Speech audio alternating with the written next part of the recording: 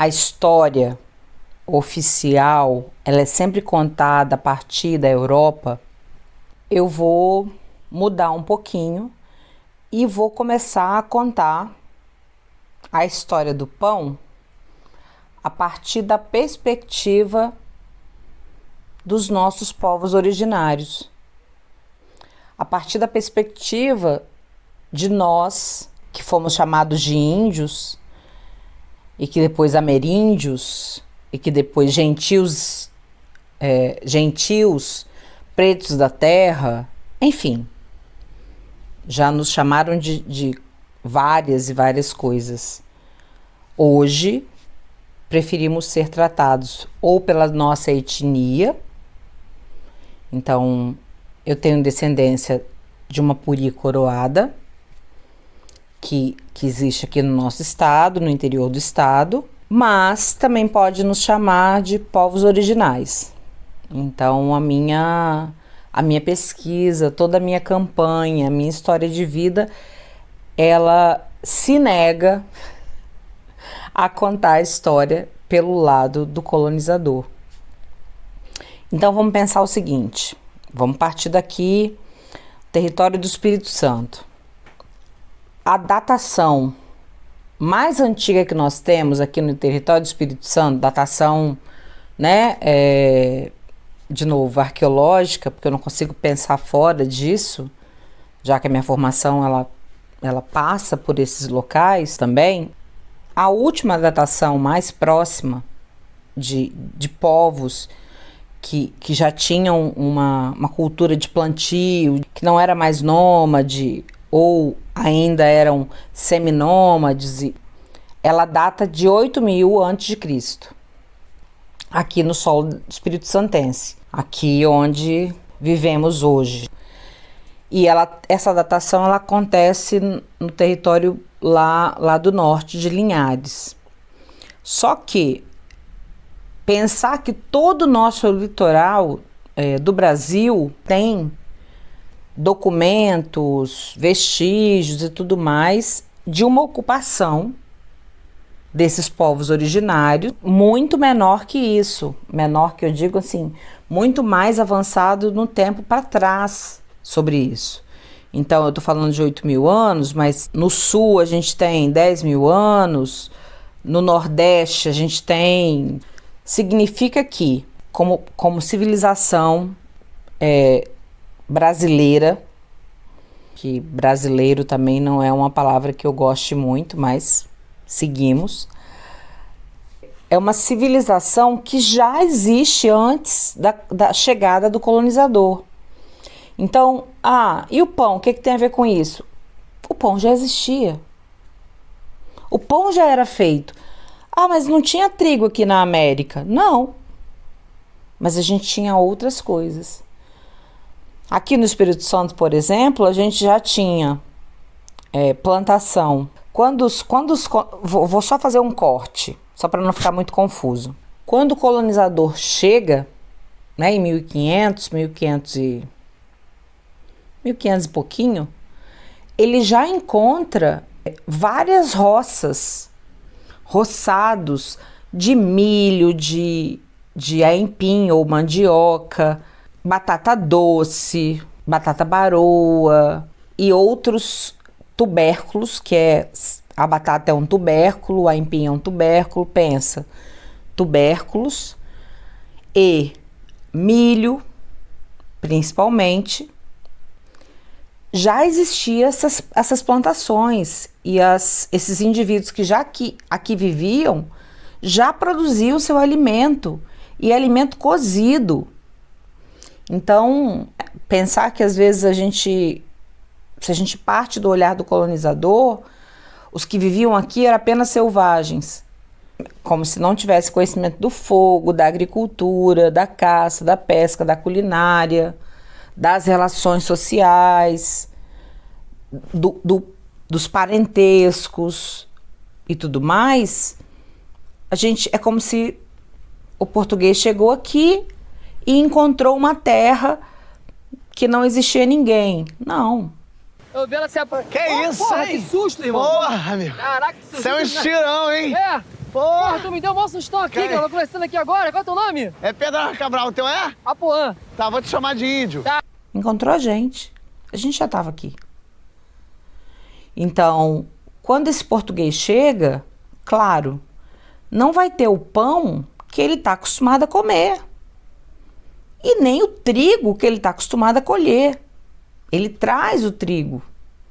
Ele traz as sementes do trigo para ser produzida e tudo mais. Só que o nosso solo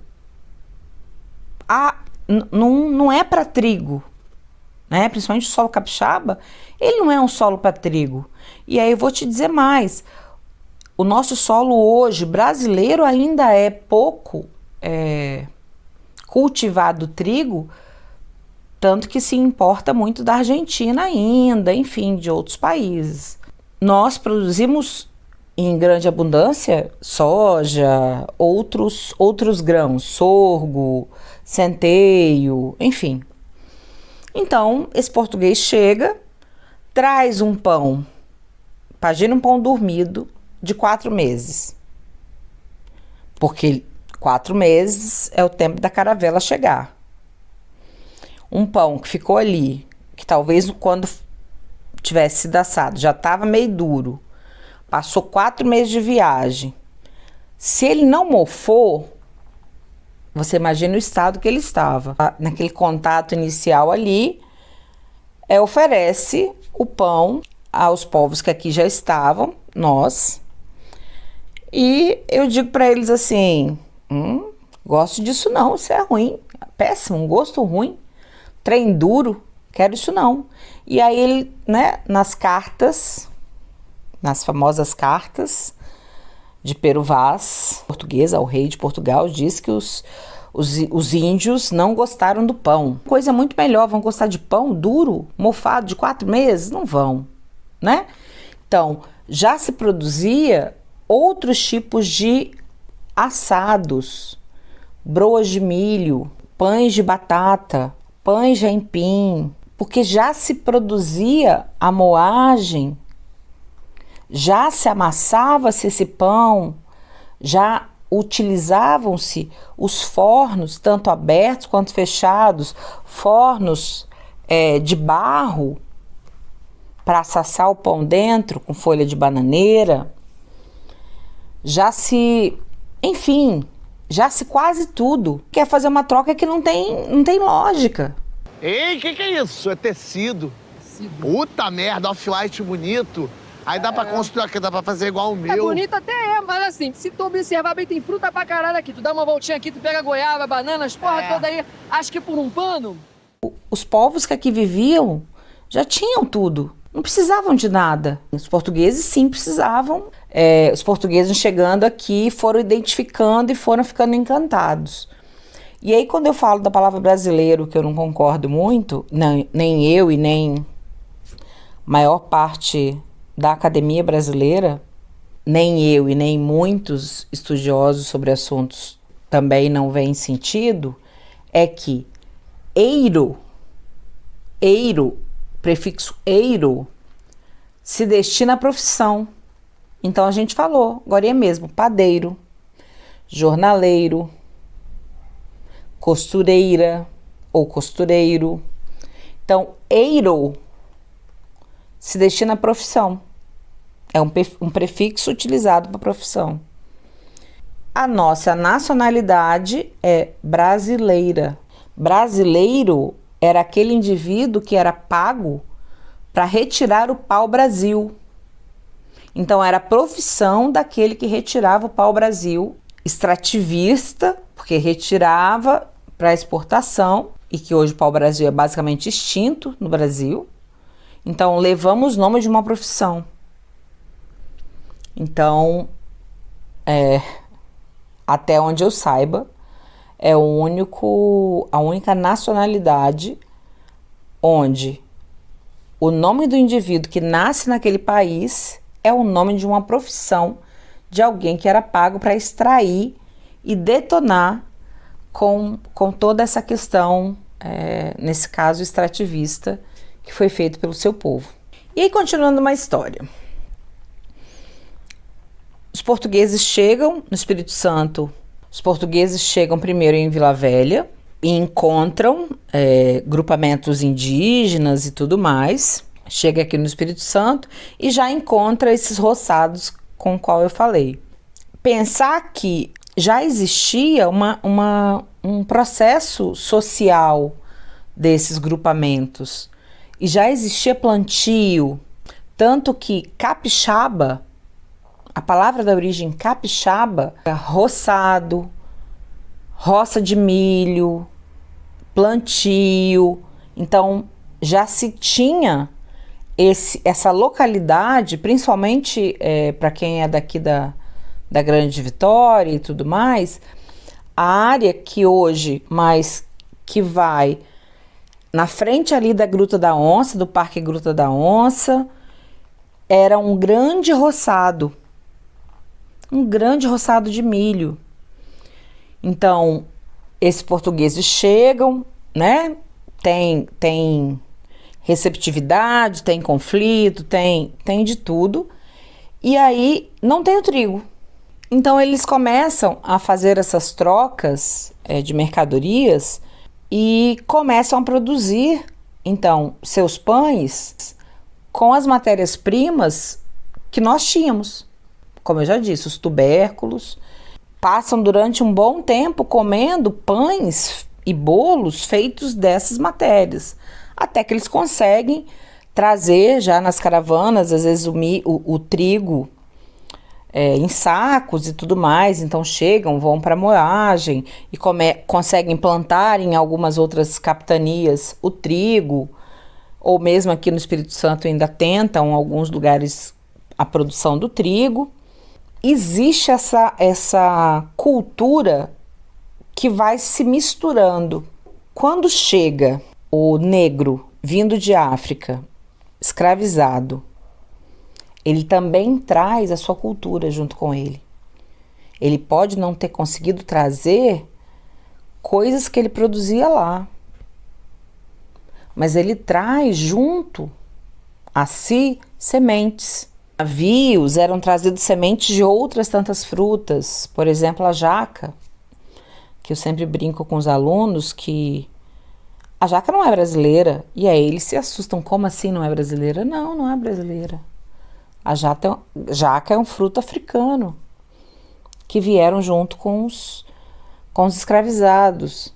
Os escravizados que aqui chegam, existe uma troca maior com esse grupamento dos povos originários que aqui estão. Então surgem outros produtos, por exemplo, surge as casas de farinha, os quitungos, os bijus, os pães de aipim, enfim, é como se fossem duas grandes potências fazendo trocas. Então, há uma explosão enorme de produtos, de culinária, de questões sociais, de aprendizados entre esses dois povos.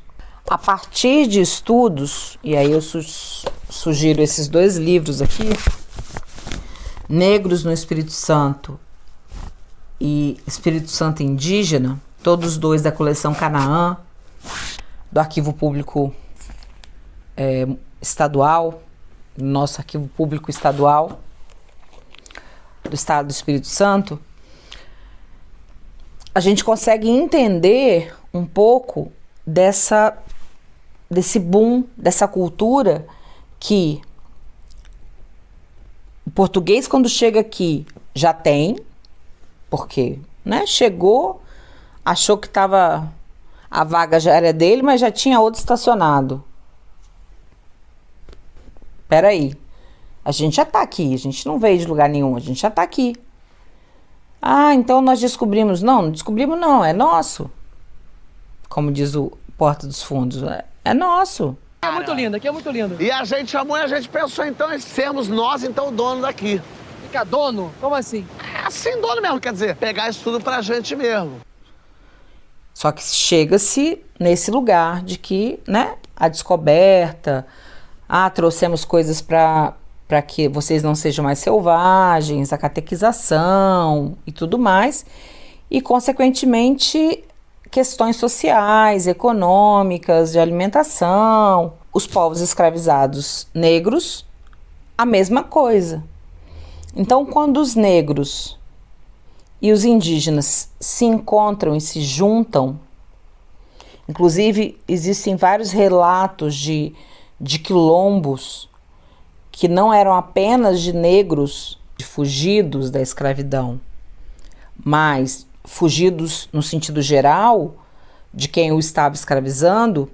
Existem também relatos de que esses quilombos eram mistos no sentido de eram quilombos que abrigavam indígenas e negros, porque os mesmos fugiam dos mesmos grupamentos, porque os dois eram escravizados.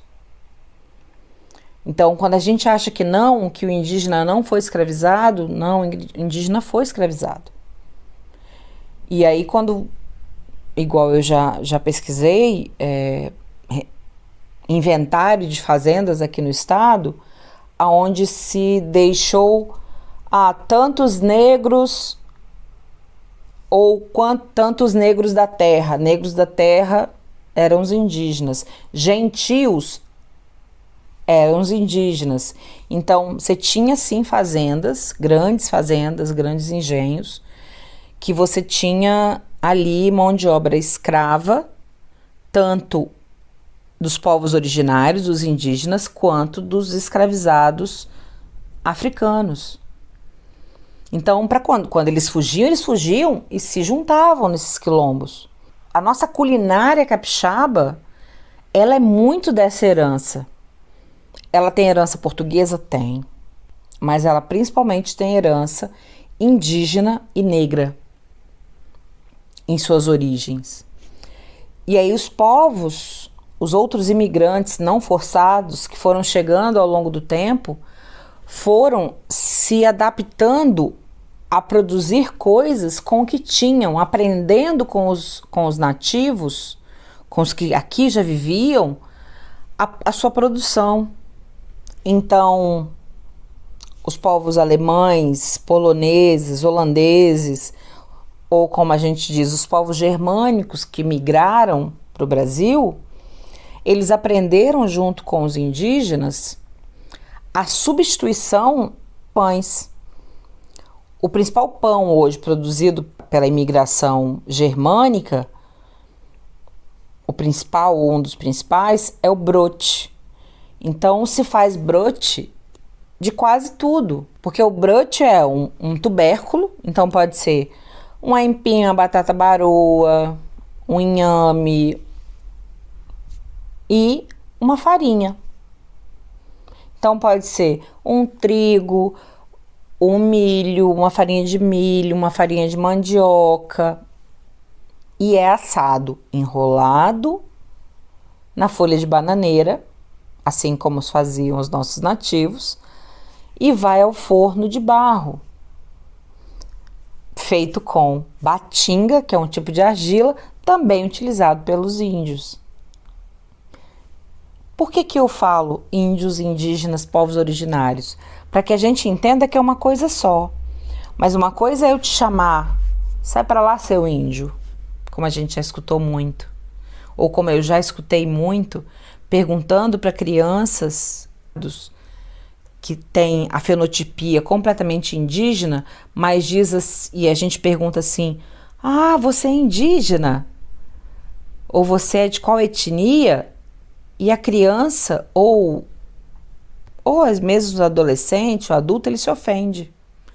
Porque ele sempre escutou índio ou indígena como forma pejorativa, então ele não quer ser. Ele não quer se identificar. Porque foi tão massacrado que ele não... E a gente tem que desmistificar que indígena é aquele que vive em aldeia. Não. Então, vamos pensar um pouquinho a mais. Se eu falei que há 10 mil anos atrás os indivíduos deixaram de ser nômades para virarem agricultores, né? Assumiram a caça e a coleta, mas também assumiram a agricultura, começaram a criar raízes e tal. E aí esse é o homem hoje europeu, com seus carros, com sua economia, com sua moeda própria e tudo mais. E eu quero chegar aqui no Brasil e quero que o indígena que viveu aqui há 8.000 anos, fazendo exatamente a mesma coisa, vivendo da mesma maneira, comendo a mesma coisa, né? Não se comunicando, não... Você conseguiria chegar na Europa e querer encontrar esse homem de 10.000 anos? Não tem lógica. Por que é lógico ainda querer que os nossos povos originários ainda permaneçam como há 8.000 anos? Eles continuam, sim, tendo maior orgulho de sua cultura, de sua produção, de sua culinária. E nós, capixabas, herdamos muito, muito de sua culinária, de sua cultura. Nosso idioma está repleto, mas não estamos mais há 8.000 anos. Nós estamos no presente. Então, vamos repensar que isso possa servir um pouquinho de reflexão nessa conversa de hoje. Até mais.